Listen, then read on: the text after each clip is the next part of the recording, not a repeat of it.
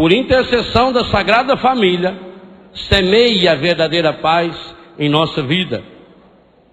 E vamos já começar no início da tarde hoje com o Padre Fábio de Mello, o convite a sair de toda forma de escravidão que a família vive e a caminhar rumo à terra prometida, rumo à construção dessa explosão de amor que o Padre Jonas nos convida a viver ao longo de 2002.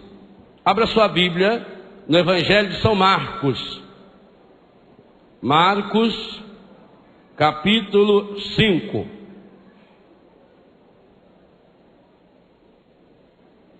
Marcos, é depois do Gênesis.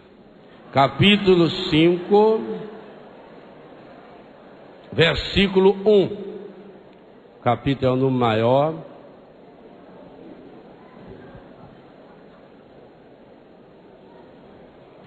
Jesus e os seus discípulos chegaram à outra margem do lago, na região dos Gerazenos. Logo que Jesus desceu do barco, um homem que tinha um espírito impuro saiu do meio dos túmulos e foi ao seu encontro.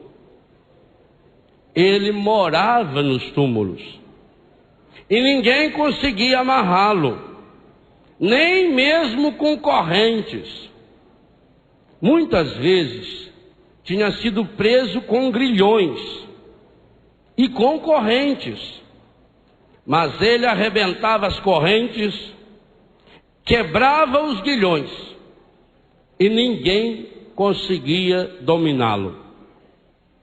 Dia e noite andava entre os túmulos e pelos morros, gritando e ferindo-se com pedras. Ao ver Jesus de longe, o homem correu, caiu de joelhos diante dele e gritou bem alto: "Que queres de mim, Jesus, Filho do Deus Altíssimo? Por Deus, não me atormentes." Jesus, porém, disse-lhe: "Espírito impuro, sai desse homem." E perguntou-lhe: "Qual é o teu nome?" Ele respondeu: "Legião é meu nome, pois somos muitos." E suplicava-lhe que não o expulsasse daquela região.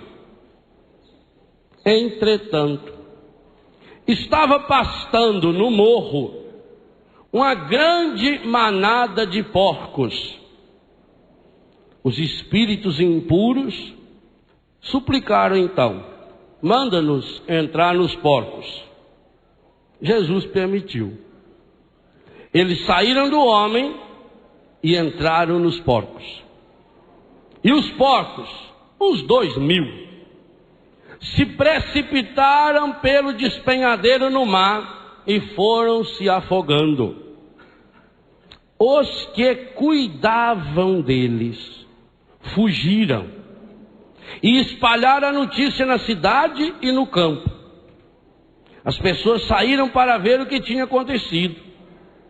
Chegaram onde estava Jesus e viram o possesso sentado, vestido e no seu mais perfeito juízo, aquele que tivera legião, e ficaram com medo. Os que tinham presenciado o fato explicavam-lhes o que havia acontecido com o possesso e com os porcos. Então suplicaram a Jesus que fosse embora do território deles. Enquanto Jesus entrava no barco, o homem que tinha sido possesso pediu que o deixasse ir com ele. Jesus, porém, não permitiu, mas disse-lhe: "Vai para casa, para junto dos teus, e anuncia-lhes tudo o que o Senhor, em sua misericórdia, fez por ti." O homem foi embora e começou a anunciar na Decápole tudo quanto Jesus tinha feito por ele. E todos ficaram admirados. Palavra da salvação.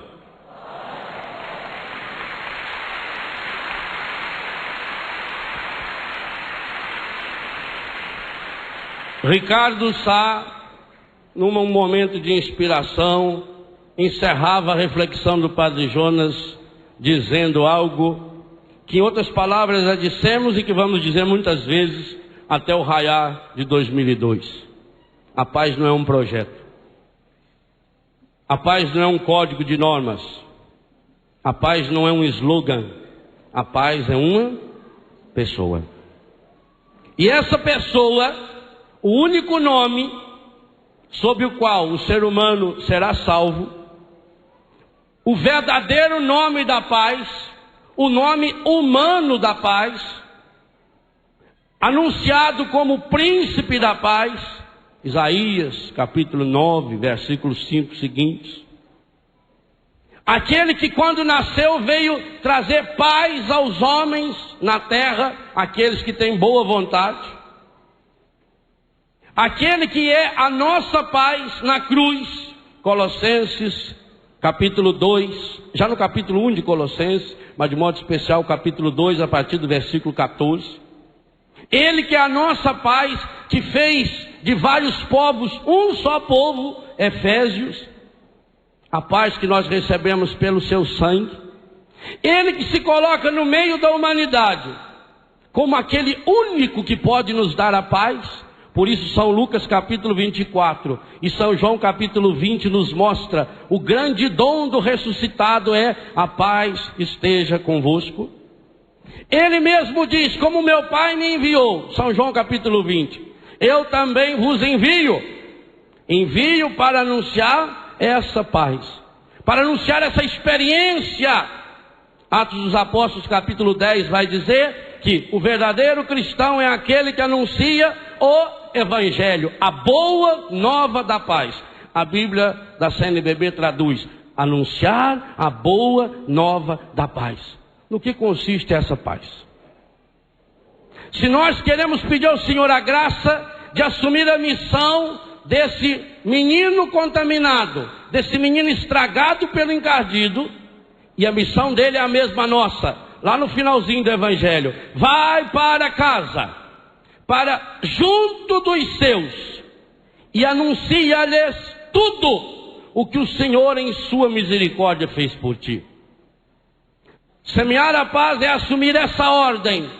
Nós continuamos na mesma linha da vocação de hoje de manhã. Vai para a casa, para junto dos teus, e anuncia-lhes tudo o que o Senhor em sua misericórdia fez por ti. E o que foi que o Senhor em sua misericórdia fez por esse nosso irmão? Devolveu-lhe a paz. Quem era esse moço? Um moço que não tinha família. O Evangelho descreve isso com clareza. Havia muito tempo, diz São Lucas, no capítulo 8, versículo 27. Havia muito tempo não vestia roupas. Quem que põe roupa na gente? Pai e a mãe. Quem que escolhe nossa roupa desde pequenininho? Fazia muito tempo que ele não punha roupas. São Lucas diz ainda no versículo 27 do capítulo 8, que é o paralelo desse texto de Marcos: nem morava em casa. São Marcos 5, verso 3 diz: ele morava nos túmulos. E ninguém conseguia amarrá-lo, mesmo preso com cadeias, morar nos túmulos. Uma das coisas que me chocou muito no Egito foi ver que as pessoas moram no cemitério. No Egito não tem favela. A favela é o cemitério. Há cemitérios no Cairo, por exemplo, que afirmam que mora mais de 1 milhão de pessoas. E aquilo me chocou muito. Ver, na beira da rua você passa o cemitério, aqueles túmulos e as pessoas morando lá dentro. Está certo que se a gente for em certos túmulos aqui no Brasil, dá vontade de morar neles. Porque é aquela coisa enorme. Quem não tem nada por dentro precisa ter muita coisa por fora. A vida é um cemitério. Se você chega no cemitério, você olha e tem aqueles túmulos de gente rica, com mármore, com coisa enorme. Cavuca para ver. Assim na sociedade tem a aparência, aqueles enormes de mármore, de granito, com imagens de santo grande. Eles compram aquelas estátuas de Nosso Senhor desse tamanho assim e põem na porta do túmulo. Olha lá dentro. Esse coitado vivia nos túmulos. Túmulo significa também a frieza. Túmulo significa aquilo que nós rezávamos hoje de manhã. Quando Jesus puxou a orelha dos fariseus, o que ele falou? Vocês são semelhantes a sepulcros caiados, por fora bonito, jeitado e por dentro tão podre. Túmulo é aquilo que a gente vai se tornando. Túmulo é o relacionamento de muita família. Que o pai, quando chega em casa, é um cadáver. Não faz nada, não levanta para nada. Está lá, aquela estátua, aquele cadáver. Aquela anta empacada sem misericórdia, está lá. Túmulos são os quartos de muitas famílias, os quartos dos filhos, aonde ninguém pode entrar. E as pessoas têm medo de cemitério? O sujeito tinha que atravessar um cemitério para comprar uns negócios para a família. Ele foi morrendo de medo. Quando ele estava dentro do cemitério, ele começou a escutar um barulhinho. Tec, tec, tec, tec. Falei, minha Nossa Senhora, ajuda eu aqui, mas armas benditas, 13 armas benditas. Eu não sabia se só tem 13 armas benditas. Então, de arma bendita, né? Ajuda aí, aqui barulhinho. Tec, tec, tec, tec, tec. Meia-noite. Escuro. Ele foi indo, tremendo de medo, rezando. De repente ele viu uma moça com um martelinho, batendo assim, escrevendo o nome na lápide.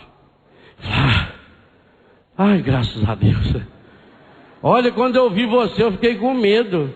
Eu falei, ai, que escreveram meu nome errado. ou vim corrigir. Está errado. Então pode ter medo de cemitério. Tem famílias que é pior do que esse túmulo aí do rapaz. Cemitério. Significa que ele vivia uma vida estragada. Não vestia roupa. Dia e noite, nos túmulos ou nos morros. Berrando. Tudo cortado de caco de vidro, de pedra. Ferido e machucado. Andava pelado. Pelado significa, gente, aquela situação da nudez do pecado. Pelado significa você estar desprotegido. Pelado significa que você não tem relação com ninguém. Não é pura e simplesmente uma nudez de tirar roupa, não. A Bíblia, quando fala na nudez, ela fala num sentido muito profundo. É a nudez de Adão e Eva, é a nudez do Cristo para cobrir essa nudez, é a nudez do Pedro. Amanhã nós vamos falar do Pedro, porque amanhã nós vamos fazer aqui a queima dos calendários do ano de 2001, quando fizemos oração de cura, queimando o nosso passado. E depois, no início de 2002, o Padre Jonas vai fazer a bênção dos calendários, das agendas do ano de 2002, essa nova vida que nós queremos acolher de Deus. Então nós vamos falar de Pedro. Pedro, quando viu que era Jesus, ele estava nu e pôs roupa. Então, sem roupa significa que você não tem dignidade. Ele não era gente. Assim eu recebo muitos e muitas na Betânia, e muitos que a gente não consegue receber. Sem família. Dia e noite, eles trocam o dia pela noite. O que a droga faz com um menino, com uma menina? O que a prostituição faz com um menino e uma menina? Não é isso? Essa legião teve uma parte dela que não morreu com os porcos, ficou com aqueles que cuidavam dos porcos. É interessante, tanto São Lucas como São Marcos diz, aqueles que cuidavam dos porcos, 5 verso 14, e no Evangelho de São Lucas está no capítulo 8, versículo 34, os homens que cuidavam dos porcos. Cuidado é ter trabalho. Cuidar, você cuida de alguma coisa que é importante. Então falar que você cuida de porcos, que profissão medonha. Pois tem gente cuidando de porcos. Não só cuidando não, tem gente protegendo os porcos, igualzinho esses aqui. O final desse evangelho, antes de Jesus conversar com o rapaz, é trágico. Quando viram o rapaz sentado como discípulo, São Lucas diz que ele estava sentado aos pés de Jesus, vestido em seu perfeito juízo, eles então ficaram com medo. Será que a gente consegue entender o que está escrito no Evangelho? A inversão de valores. Quando ele estava berrando, quando ele estava pelado, quando ele trocava o dia pela noite, quando ele estava jogado, não tem problema. Quando chegaram e viram ele sentado, vestido, Jesus devolveu a ele a dignidade perdida. Sentar aos pés do mestre na Bíblia significa discípulo de Jesus. Lucas capítulo 10, a partir do versículo 38, Maria de Betânia sentada aos pés do mestre. Marta, Marta, tu te inquietas por tanta coisa. Maria escolheu a melhor parte, aquela que não lhe será tirada. Esse moço tornou-se um discípulo de Jesus. Ele que não era nada. Mas quando viram que ele estava sentado, de roupa, discípulo de Jesus, ficaram com medo. E é bom mesmo que os que cuidam dos porcos tenham medo dos verdadeiros discípulos de Jesus. É bom mesmo. É uma ameaça. Por isso eles atacam tanto. E o que eles fizeram então? Como eles não podiam devolver aquele homem ao chiqueiro que ele vivia, eles, os que tinham, então, versículo 17, suplicaram. O que quer dizer o verbo suplicar? Súplica é oração. Eles rezaram. Tem duas orações aqui terríveis. A primeira é a oração do encardido. O encardido rezou? Ele falou só coisa bonita para Jesus? Que queres de mim, Jesus, filho de Deus Altíssimo? Por Deus não me atormentes. Que palavra bonita. Parece um padre rezando. Filho do Altíssimo. O encardido é sábio. Sábio não, ele é astuto, ele é safado, ele é sem vergonha, ele é enganador. E ele vem com essa oração. Ah, padre, mas lá na novela tem até um padre, eles falam de Deus. Ah, naquele canal tem até missa na televisão. Tem. E depois da missa? O que tem? Eles cuidam dos porcos e cuidam bem. Então suplicaram a segunda oração terrível desse texto, a Jesus que fosse embora do território deles. Olha o ponto que o pecado nos transforma. Quando eu terminei de ler esse trecho, o que eu falei? O que eu falei? Beijei a Bíblia e falei o quê? Palavra da... Não tem outra. Nós não temos outra salvação. Se nós queremos semear a paz na família, está aqui. Enquanto nossas famílias preferirem os porcos, como esse povo aqui preferiu os porcos. Esse povo aqui pediu para Jesus sair do território deles. Porque imagina uma perda que foi de 2.000 porcos.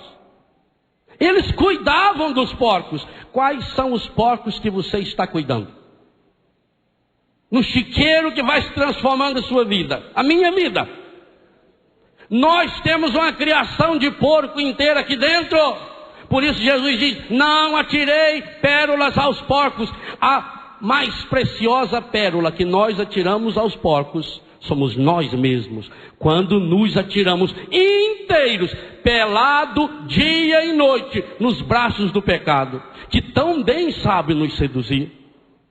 E é terrível perceber que famílias inteiras, comunidades inteiras estão pedindo para Jesus, sai daqui, Jesus. O Padre Roberto não disse ontem, de pai e mãe, que amarrou o filho dentro de casa? Esse aqui também estava amarrado com corda, com corrente, com grilhões. Nós preferimos aos porcos. Cada vez que eu sento na minha casa para assistir determinados programas de televisão, é uma escola de imbecilidade. É um chiqueiro ambulante que entra dentro da nossa casa. Eu fiquei profundamente decepcionado quando li nos jornais que um programa de televisão chamado Casa dos Artistas deu 57 pontos no Ibope. 57, significa o quê? 70% do povo estava assistindo. Assistindo o quê? Qual é o retrato de família que tem nesse tipo de programa? Nenhum não, todos ao contrário. É o encardido ensinando a você como levar os porcos dele e ele nos porcos para dentro da sua casa. Porque tudo que ensinam é exatamente o contrário do Evangelho. Ali ensina que você tem que fazer tudo para conseguir ganhar dinheiro. Lá era 200 mil, 300, 400 mil. Mas nós fazemos a mesma coisa por 10 mil, 5 mil, 1.200 reais. É a família que se aniquila. As câmeras que estão filmando dia e noite, se filmassem dia e noite a nossa casa, iam descobrir o quê? Pois elas estão sendo filmadas. Não pela câmera da televisão. Pela câmera do encardido, para nos acusar diante de Deus. Mas a nossa sorte é que eles também estão sendo dia e noite filmadas pela câmara da misericórdia, do amor de Deus, que é infinitamente maior. Mas Deus é justo. E nós um dia teremos que levar para Ele as nossas obras. Será que se filmasse nossa família, que ibope daria? Eu vou fazer a pergunta diferente. Imagine que conseguisse colocar aqui umas câmeras dentro da sua casa, da minha casa. Não só a minha casa, porque dentro da minha casa até não é difícil de viver santo. Lá em casa tem 86 filhos, é uma maravilha. A capela é do lado do meu quarto, não é difícil. Mas se filmasse assim, quando eu não estou em casa, quando eu estou nos escuros da vida por aí, quando eu estou viajando, bem, se filmasse a minha vida 24 horas, durante uma semana, será que eu daria boa audiência no céu ou no inferno? Eu peço a Deus que seja um dia no céu. Mas eu tenho que confessar a vocês que determinados momentos da minha vida, se filmasse no céu, seria proibido passar. Nas horas que eu não amo, nas horas que eu amarguro o meu coração com o pecado, nas horas que eu vou perdendo o tempo da minha vida, na hora que eu critico o meu irmão, na hora que me falta caridade, na hora que a impureza sobe à minha cabeça, será possível que Deus deixaria passar isso para o céu? Da minha vida não. Então e da vida deles, desse povo? Que chiqueiro eu estou trazendo para dentro da minha casa? Então, para ganhar dinheiro vale qualquer coisa. Segunda coisa, se a gente quer ganhar, a gente tem que eliminar alguém.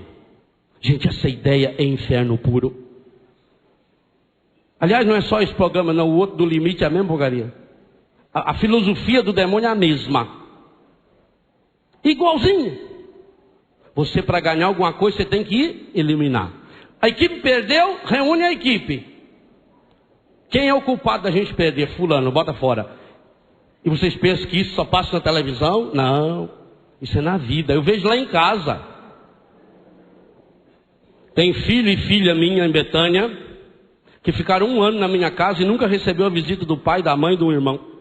Porque no dia que eles se meteram nesse túmulo aqui, a família diz, porta fora. Não, padre, porque a gente não pode ser bobo. Eu fiz tudo para minha família. Nós demos tudo para esse filho. Aonde foi que nós erramos? Nós fizemos isso. Agora, padre, ele não quer. Então que se vire, que se dane. Nós também não pode ser bobo de ficar protegendo errado. Eu tenho na minha casa muitos desses que a família botou porta fora. E que foi me procurar, inclusive, dizendo, não adianta, padre. É bobagem, padre. É tempo perdido. Isso aí não dá nada. O pai dele já não valia nada. Teve um tio de um menino que me procurou, uma pessoa muito importante, por sinal. Eu tenho um profundo desprezo pela importância dele. muito importante. Na cidade era muito conhecido. E ele disse para mim: padre, eu já disse à minha mãe e vou dizer ao senhor, isso na porta do colégio que eu era diretor na época: esse menino é irrecuperável. O pai dele não prestava, a mãe dele o amamentou com cocaína. Ele não presta. E quando esse menino cometeu uma barbaridade, o pai, esse parente dele, ligou para mim alguns dias depois e disse: não falei para o senhor? Eles ficam torcendo para a pessoa dar errado. Mas ele não para pensar: se esse menino, que é da minha família, fez coisa errada, é sangue meu. O que eu fiz para melhorar? É muito fácil achar culpado, gente. Nossas famílias estão se transformando num inferno, num verdadeiro e mais terrível inferno. Os crimes que se cometem dentro de casa hoje, a família que tem que ser o lugar da paz, o santuário da vida, está se tornando no santuário da morte, geradora de morte. Morte pelo pecado, morte pelas doenças, morte pelo desamor. A família está se transformando numa escola de pequenos seres endemoniados, porque ensina o egoísmo. Cada um vai criando o seu mundinho, vai se isolando, e cada um vai se respeitando o respeito humano, e não tem amor, não tem carinho, não tem paz, não tem graça, não tem bênção, não tem Deus. Não, porque nós vamos deixar a melhor herança para o nosso filho. Porque nós precisamos pensar no futuro do nosso filho. Não adianta você pensar no futuro de alguém que vai morrer com 15, 16, 17 anos, como morrem tantos e tantas drogados, prostituídos. Por que eu vou pensar no futuro de quem? Quantos pais que hoje, ao preencher a ficha do imposto de renda, pode encher a primeira folha e colocar casa, carro, isso, aquilo, só aumentando. E no outro lado, os dependentes têm que ir diminuindo, porque um filho morreu com overdose aos 18 anos, porque a filha se prostituiu e saiu de casa, porque o outro não quer nem ver a cara do pai. Quantos casos desses? Mas nós estamos vendo isso, e estamos levando o chiqueiro para dentro de casa. Nós não estamos indo só lá na pirambeira dos porcos, não. O triste é que estamos trazendo a pirambeira dos porcos para dentro da nossa casa. Estão aporcalhando a nossa família nos nossos ouvidos e nos nossos olhos, através das músicas que ensinam para as nossas crianças, através das novelas. Hoje eu estou profundamente convicto: assistir qualquer dessas novelas é pecado mortal. E é mortal no sentido mais profundo do termo, porque vai minando a pessoa, vai minando, vai minando, vai minando, vai minando, vai transformando a pessoa numa coisa, onde você só vale pelas coisas que tem fora, onde tudo é normal, tudo que for pecado é normal. Padre Jonas lembrava aqui, onde a gente torce pelo pecado, torce pelo desquite, torce pelo divórcio, torce pelo fim da família. A infidelidade é uma maravilha, e vai entrando dentro da nossa casa quantos e quantos falsos valores. E a gente tem que ter coragem de dizer não. E não venha com essa história: ah, mas poderia aproveitar isso para evangelizar. Nós temos outros canais, outros meios de evangelizar, muitos e muitos outros. E eu posso falar isso de cadeira. A autora da novela que está aí na Globo, 8 horas da noite, do Clone, mandou vários e-mails para mim, inclusive através da Canção Nova, pedindo a minha ajuda, porque ela quer fazer uma campanha contra as drogas na novela. E como sabe que eu tenho experiência com isso, pediu a minha ajuda, e eu tive que dizer não. Vários. Fala, não. Mas padre, pensa bem, a novela atinge milhões de pessoas. Os milhões de pessoas que assistem não estão interessados em saber o que fazer de fato para mudar a vida, porque se tivesse, a primeira coisa a fazer é desligar dessa novela. Ou é mentira? Estão aporcalhando. E aí vem falsas religiões. E as crianças, eu vi um menino da comunidade falando pequenininho: ah, porque ganhou o anel não sei de quem. Eu falei: que anel é esse? Ah, é da novela, que agora vem um anel misturado no dedo da pulseira. Quer dizer, já estão acorrentando. Começa a acorrentar pela mão, depois pelo pé, depois pela cabeça. Vai acabar igual esse rapazinho, acorrentado inteirinho, com aquelas pedras amarradas. Vai despindo a pessoa. Ah, meu irmão, para semear a paz na família vai dar trabalho.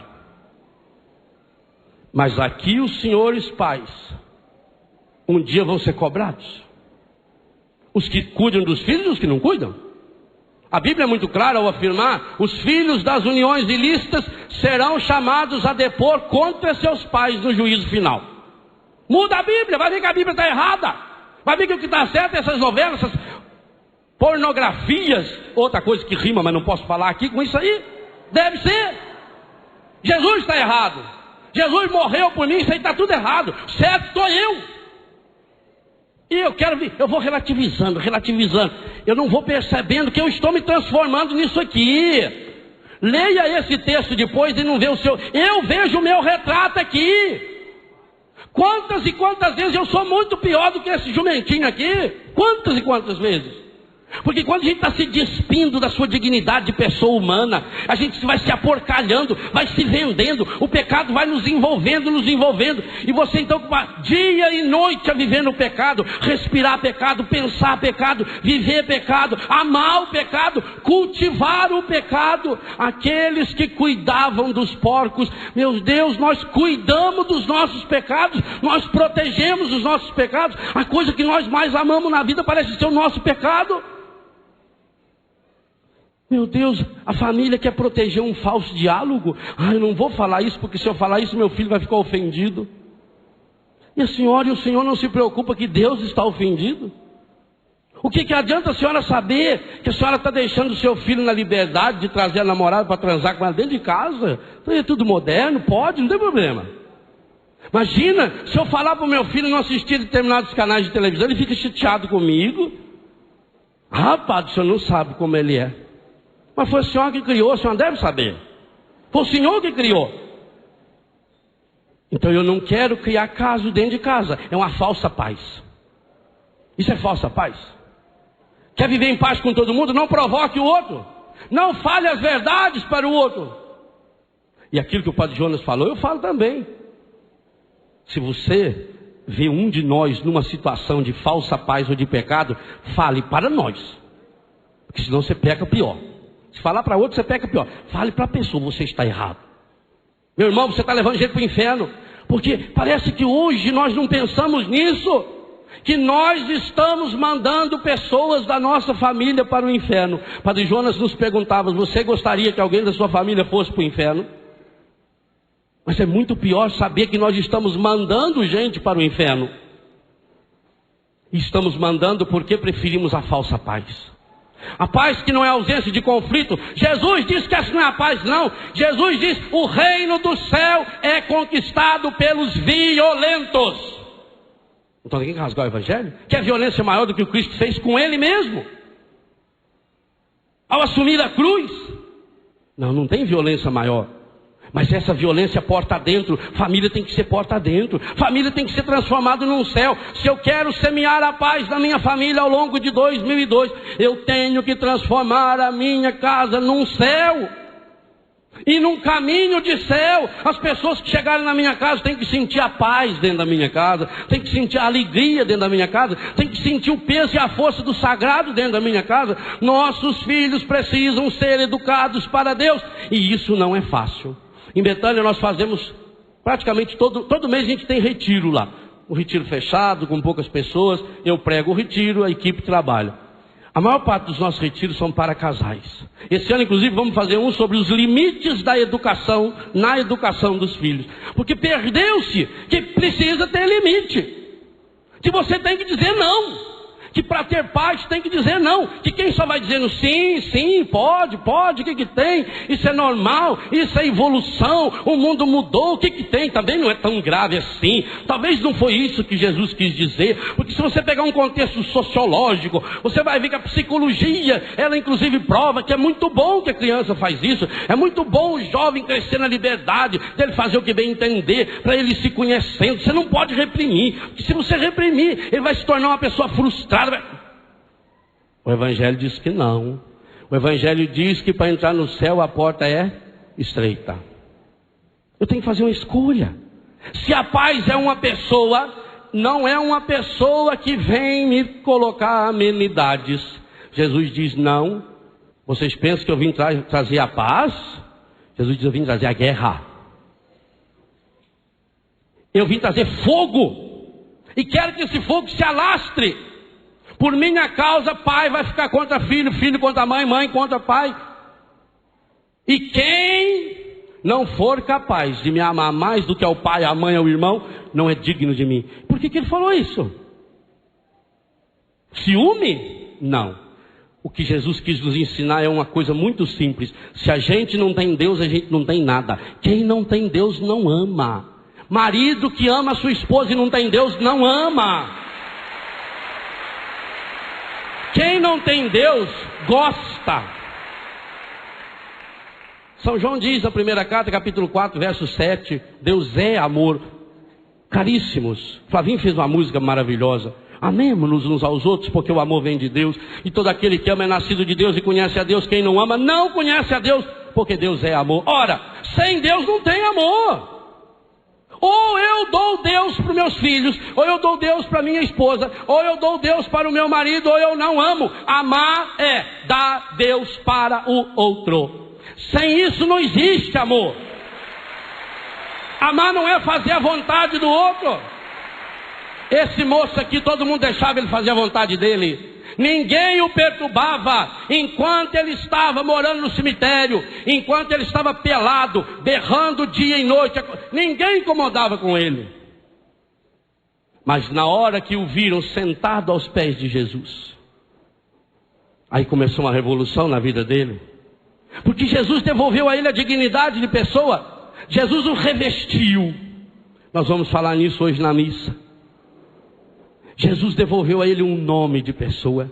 E é o que Jesus faz comigo e com você. Não me interessa a situação que você se encontra. Pode ser a pior de todas. Quem assistiu o resgate, os 3 últimos que passaram, foi gravado na minha casa, tem um testemunho maravilhoso do Sandro. 26 anos de droga. 26 anos no cemitério, no túmulo, nas trevas. Como nós já meditamos aqui anteontem à noite, ontem de manhã. Pode ver que todo lugar de pecado é escuro. A rua escura, o traficante, os bordéis escuros da vida. 26 anos. Se perdeu na droga, perdeu a sua dignidade, foi preso uma porção de vezes, contraiu o vírus da AIDS. Estava no fim. E tem o testemunho dele no resgate maravilhoso. Mora conosco, consagrado na minha comunidade. No dia 6 de junho desse ano que está encerrando, Sua Excelência Reverendíssima, o Bispo Coadjutor de Guarapuava, Dom Antônio Wagner, recebeu a consagração dele. Eu quase não vi, porque eu chorei o tempo todo. Era um sonho meu ter na minha comunidade um consagrado que fosse contaminado com HIV. Era um sonho. E hoje eu tenho.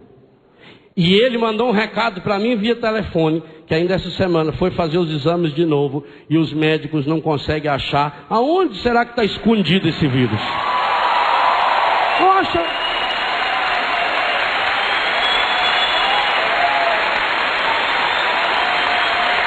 Essa semana. Onde será que está?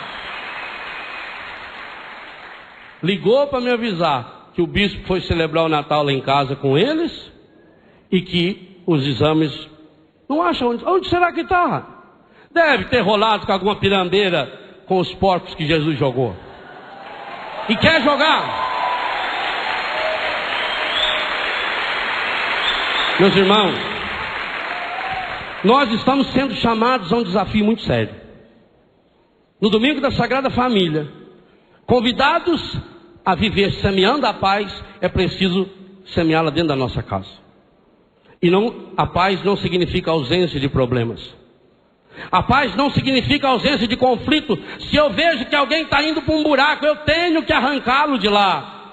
Eu tenho que tirá-lo de lá. Não adianta nada eu deixar a pessoa tranquila e serena, alegremente ir para o fogo do inferno. Não adianta. E eu sei que você é pai, você é mãe, você é filho, você é irmão, você não quer isso. Mas nós fazemos isso. E aqui está uma coisa, gente. Por que a gente briga tanto? Olha, quando eu falo dos outros canais de televisão, eu não estou preocupado só com a audiência da Canção Nova, não. Confesso a vocês, não tem nada a ver isso. Nem que não assista Canção Nova, que não assista nada. Mas pelo amor de Deus, não deixa mais entrar dentro da sua casa essa escola de pornografia, de destruição, essa escola de inferno que está se transformando a nossa televisão. Porque o demônio sabe, ele vai lá dentro da casa da pessoa, pega você sentado, de banho tomado, no final de um domingo e vai apresentando o que de família? Qual é a imagem de família que tem aí? Eu vejo os frutos. Na minha casa não se assistem esses canais de televisão. Na minha casa não se assiste novela. Se alguém quiser assistir, vai embora. A porta da rua é a cemitério da casa. Vai embora, é livre para ir. Mas não assiste. Ah, mas isso aí não é democracia. E quem falou que o céu é democrático? O inferno é. No inferno você faz o que você quiser. No céu não. No céu, ou eu vou pelo caminho que é Jesus, ou não tem outro. Ele diz, eu sou o caminho. Ele não falou, eu sou o melhor. Ele não disse, eu sou um dos caminhos. Essa história, tudo quanto é religião leva para o céu. Isso é contra a Bíblia. Ecumenismo não tem nada a ver com isso. Ecumenismo é eu respeitar o outro, mas apresentar-lhe a verdade. E a verdade tem nome, igualzinho à paz. Eu sou a verdade. Jesus não veio apresentar uma porção de verdade. É única. Aceita, ótimo. Não aceita, tchau. E Jesus não corre atrás. Ah, que indelicadeza. Olha, a pessoa foi embora. Foi, tchau. Aliás, quando um bando de gente abandonou Jesus, ele reuniu os apóstolos e virou e falou, e vocês também não vão não? Essa é a delicadeza de Jesus. Por quê? Porque para salvar uma pessoa você tem que ser, até se preciso for, tem que ser indelicado, tem que ser bruto, para não deixar alguém morrer. Eu vou deixar uma criança entrar no fogo? Não. Se eu tiver um laço na minha mão, eu jogo e puxo ela no laço. Imagine essa cena. Alguém fotografa o padre laçando uma criança e põe no jornal. Ué, é verdade? Está lá a imagem, foi fotografada, foi filmada, todo mundo mostrou. Mas não mostrou antes que a criança estava já na beirinha do precipício e que não dava tempo de chegar lá, e que o único jeito era jogar o laço. Então que filmem o laço, mas ela não caiu no precipício. Nós temos que ter essa certeza de que a palavra de Deus é a salvação da nossa vida, não tem outra. A história desse menino eu vejo quase todo dia. Alguns é como ele, dia e noite, perdido, não sabe mais suas ideias, fedem. E outros indo a largos passos. Porque, gente, hoje eu tenho a convicção profunda. No caminho do vício não tem vício pequeno. Cada vício que você tem é começo para um vício maior. Que seja a bebida alcoólica, que seja o cigarro, os vícios lícitos, eles acabarão levando para os ilícitos. Por quê? Ah, mas meu avô fumou 80 anos, fumou. Mas seu avô deitava às 6h30, 7 horas da tarde, não assistia uma porcaria dessas televisões, levantava cedo, trabalhava na roça, rezava, andava a pé 7, 8 quilômetros para participar de uma missa, para rezar um terço na casa de alguém. Você faz a mesma coisa? Porque, eu quero só que ele fumava. Fumava cigarro de palha. Corta o fumo lá assim no palheiro, que nem minha avó, meu avô, minha mãe. A gente mesmo cortava, escolhi palha para minha mãe, a mais bonita palha, a mais lisinha, velho. Mas não essas porcarias que hoje tem aí 4.270 substâncias químicas. E por trás disso o que tem mais? Tem a prostituição, a pornografia, a violência, a mentira, o tráfico de pessoas, de gente. Tudo para levar para o inferno. Eu quero que alguém que eu amo vá para o inferno. Agora, muito pior é saber que eu estou levando gente para o inferno. Jesus tem uma palavra muito dura. Ele diz, é muito melhor você colocar uma pedra no pescoço e pular dentro de um precipício do que levar um dos meus inocentes para o inferno. Ah, meu Deus, quando eu vejo crianças cantando certas músicas, O pai e a mãe achando bonitinho falar palavrão. Pondo o CD para tocar. A criança pondo máscara, pondo as roupinhas das prostitutas nobres que a televisão põe dentro da casa. Cantando as musiquinhas numa boa. Me dói o coração porque a palavra de Jesus não muda. O evangelho está aí. É duro. Jesus disse que ia ser duro. Ele não disse que ia ser fácil. Se alguém quer ser meu discípulo, renuncie a si mesmo. Tome cada dia a sua cruz e siga-me. Cada dia. Se eu quero semear a paz na família, eu preciso olhar para a minha família. Primeiro, eu preciso ter uma grande meta. Eu quero levar a minha família para o céu. Mas eu só levo a minha família para o céu se eu trouxer o céu para dentro da minha família. Essa é a primeira condição para criar paz. Para gerar a paz. A paz tem um nome. A paz chama-se Jesus. Então, a missão desse menino é a minha missão. Vai para casa. Cada um de nós. Vai para a sua casa. Para junto dos teus. Quem são os meus? A minha casa hoje é Betânia. A casa do Padre Jonas é a Canção Nova. A sua casa é onde você mora, a sua comunidade. Vai para a sua casa, para junto dos teus. E anuncia-lhes o que o Senhor em sua misericórdia fez por ti. Jesus o chamou a se tornar um evangelizador. Jesus o chamou a ser um profeta que testemunha, anuncia o que ele fez por ti. É esse anúncio que nós precisamos levar para as pessoas, em primeiro lugar, da nossa casa, da nossa família, aqueles que são os nossos.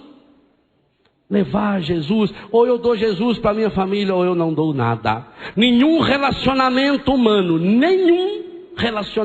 humano poderá ou poderia sobreviver se não for enxertado, amarrado no Senhor Jesus. E nós vamos meditar hoje à tarde na Santa Missa a missão da família, à luz da família de Nazaré. E nós vamos perceber isso muito claro. Como é importante ser rápido. Não pode demorar. E essa frase eu deveria repetir hoje à tarde. A família não pode perder tempo. Está na hora, não pode perder tempo. O evangelho de hoje à tarde vai nos dizer isso. Tem que ser logo, tem que ser rápido.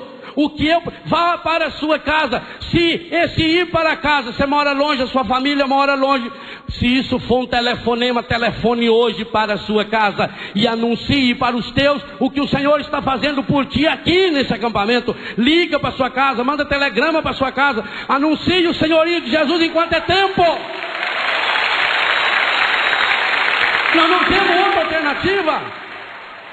E temos que fazer isso com muita força. E temos que gastar a nossa vida. Como eu li aqui na missa de abertura na sexta-feira à noite. O nosso suor, nossa lágrima e nosso sangue, nós temos que gastar. Porque o encardido está vindo com força muito grande. Eles estão investindo. Gente, esse tiro que foi dado dentro da casa do Padre Jonas. Eu cheguei no dia seguinte à casa do Padre Jonas. O sangue que foi derramado ali dentro, na capela. Mas sabe o que significa paz? Não sei se eu posso contar o que eu vou contar, mas vou contar. Aí já é tarde.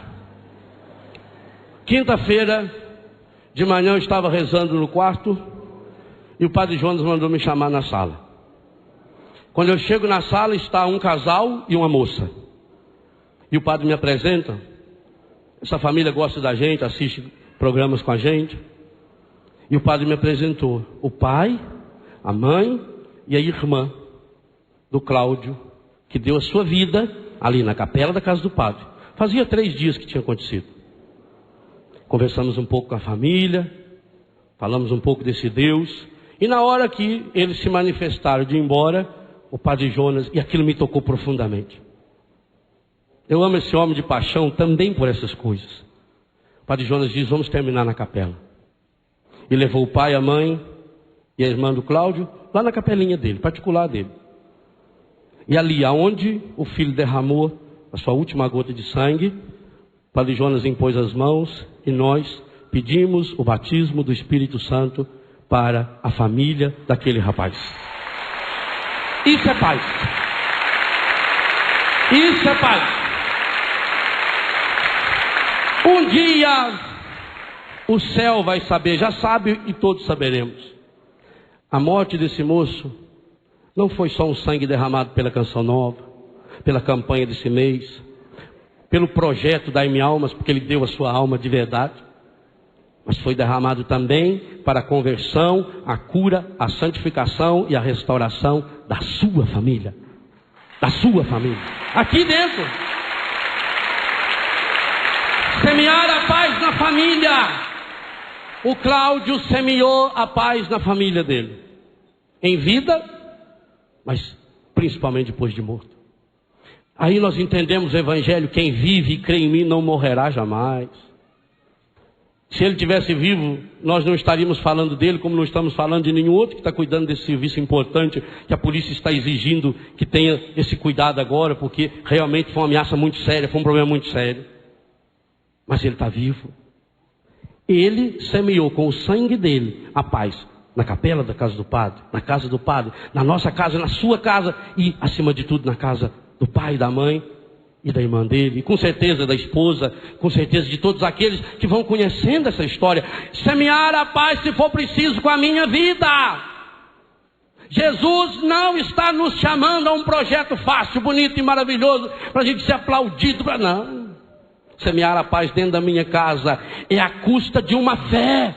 Eu preciso ter a certeza de uma fé, a experiência de uma fé que me leve a arrancar de dentro de mim o que é contra a paz, a dizer não para todas as armas, não para todas as violências, mas não só aquelas que estão fora, é de dentro que precisa brotar. É o meu coração, é o seu coração que precisa ser um sementeiro dessa paz, essa paz que transforma, essa paz que restaura, essa paz que cura, essa paz que fortalece, que quer fazer tudo isso na nossa história. Hoje é dia de a gente pedir por intercessão da Sagrada Família de Nazaré, por São José e por Nossa Senhora, por Jesus Cristo, que se fez pequeno para crescer e se educar no coração de uma família. Hoje é dia da gente pedir paz para as nossas famílias, paz para as nossas comunidades, mas a verdadeira paz é Jesus. Então é dia da gente levar esse Jesus para a nossa casa. Eu queria convidar você a fechar um pouquinho os seus olhos e pensar na sua família, na sua casa, para obedecer essa palavra que o Senhor nos deu nessa manhã, de ir para a sua casa, para junto dos teus, e anuncia-lhes tudo o que o Senhor em sua misericórdia fez, já está fazendo por ti. Eu queria que você, no final dessa manhã, ao ir até sua casa agora em pensamento, em coração, trouxesse aqui para esse rincão seu pai, sua mãe, seu esposo, sua esposa, seus filhos, e os colocasse na presença do Senhor e pedisse essa verdadeira paz. Pai Santo, Pai querido, Pai amado, conheces a minha família, amas a minha família. Minha família foi chamada a ser santuário de vida, santuário de amor, e sabes que, enganados pela serpente e pelos porcos do mundo e do pecado, nossa casa tem se transformado num lugar onde se semeia a discórdia, o ódio, as brigas, a falta de diálogo. Em minha casa é semeado dia e noite, Pai, a pornografia, a violência que o mundo nos apresenta através de filmes, de novelas, de jornalísticos que só mostram o que há de ruim no mundo. Fomos deixando entrar pela antena da nossa casa imagens de ódio, de pornografia, de violência, através de desenhos animados que destroem, que prejudicam. E nossa família, Pai,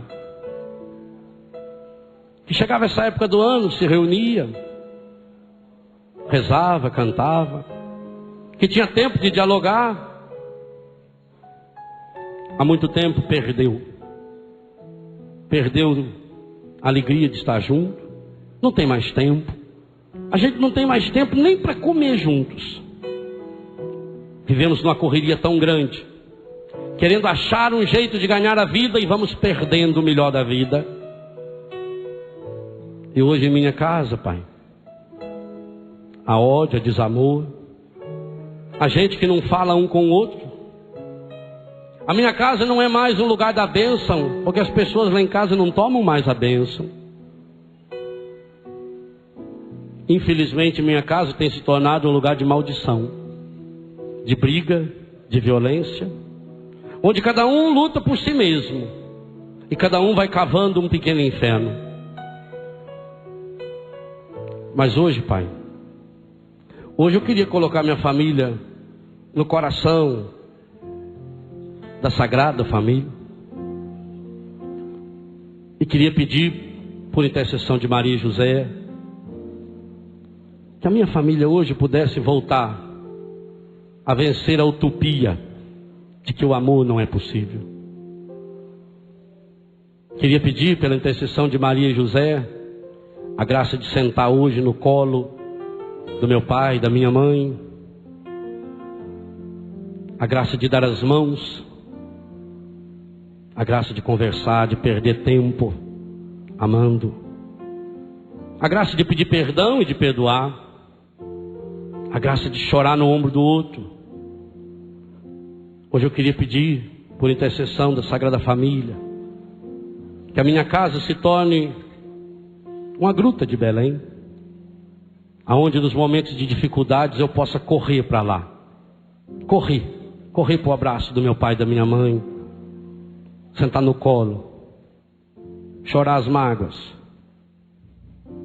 e quem sabe com uma caneca de café com leite quente, passar a dor, a tristeza e o vazio que está dentro de mim.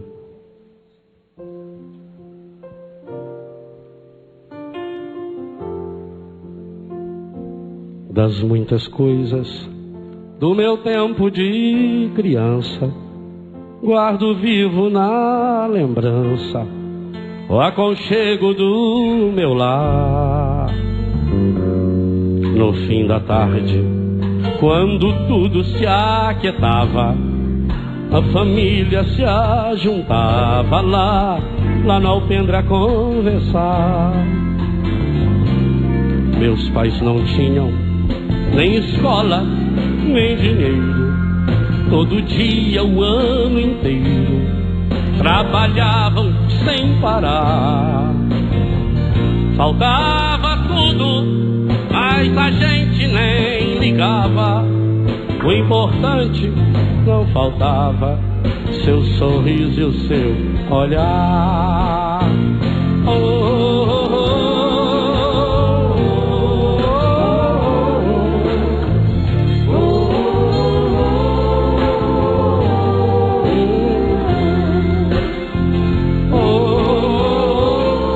sua família, abraçando seu pai e sua mãe aí no coração.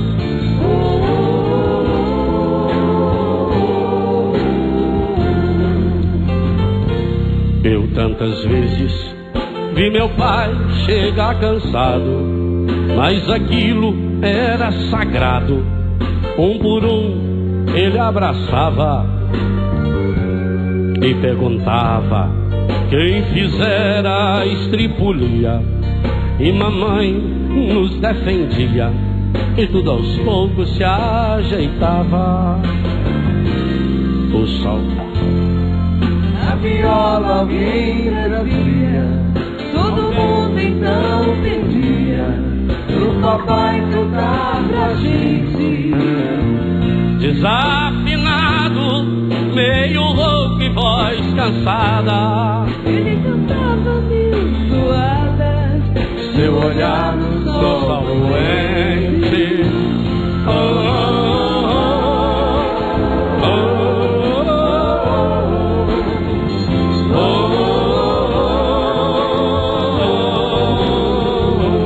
Pode!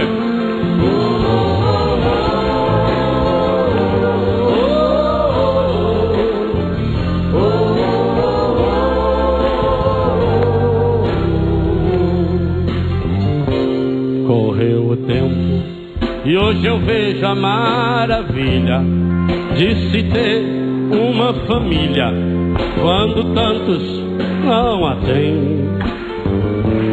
Agora falam do desquite ou do divórcio, o amor virou consórcio, compromisso de ninguém. Há muitos filhos que vem mais do que um palácio, gostariam de um abraço e do carinho entre seus pais. Se os pais te amassem, o divórcio não viria. Chama isso de utopia. Nós hoje mais do que nunca também, eu a isso chamo paz.